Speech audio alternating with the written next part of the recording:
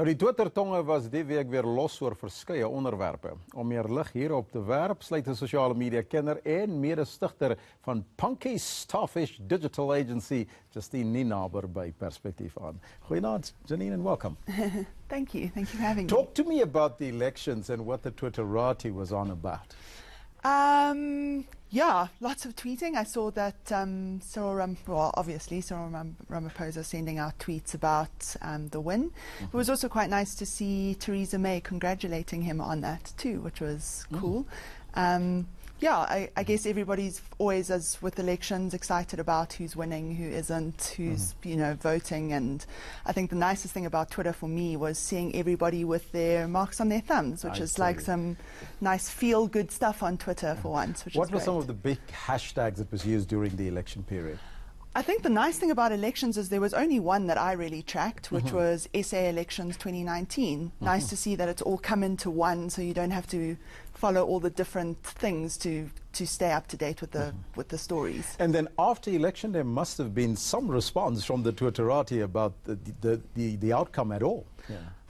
Sure, yeah, I mean, it's still pretty new, so I haven't seen any like controversial stuff come out, more just like congratulations and a lot of updates about, votes as they were coming in. I haven't seen anything really controversial or anything, more just the results and congratulating people on the wins. But with all the elections going on, a lot of people sort of missed the story, but I think it was very big on Twitter, and that was Caster Semenya. What were they tweeting about? Well, shame. She's just having such a hard time. But the nice thing about this whole thing that's happening with the athletic body and I think I'm not quite sure what it's called, I've gone a bit blank, but the ASA. The ASA, is the support for her from South Africa, which is so great. I back Caster hugely, and I think it's so great to see that all of South Africa is as well.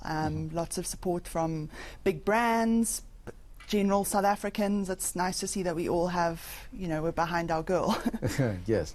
Now, what were some of the other stories that was making headlines in South Africa besides now Caster and the elections? Was there anything else? Well, today, Mother's Day, lots of happy tweets about mums and grandmothers.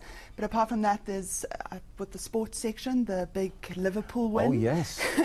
Which I think everyone was super excited about.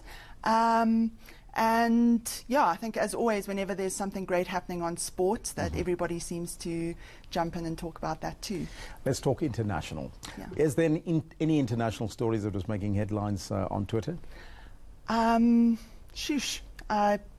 gone a bit blank on things that I can think of. I think the only thing that doing some research was that Theresa May had congratulated Cyril Ramaphosa, which was quite cool. I did go and try look at other political stories, but I didn't see anything that was... But let's come back home. Now, there's a storm happening between Helen Zille of the Democratic Alliance and a lady called Sarah Britton-Pillay. It got a lot of attention. What is the hype all about? So it's just quite a funny tweet. So Helen Zille is lovely to follow on Twitter. She really is. And she tweets, Sarah Britton is woke.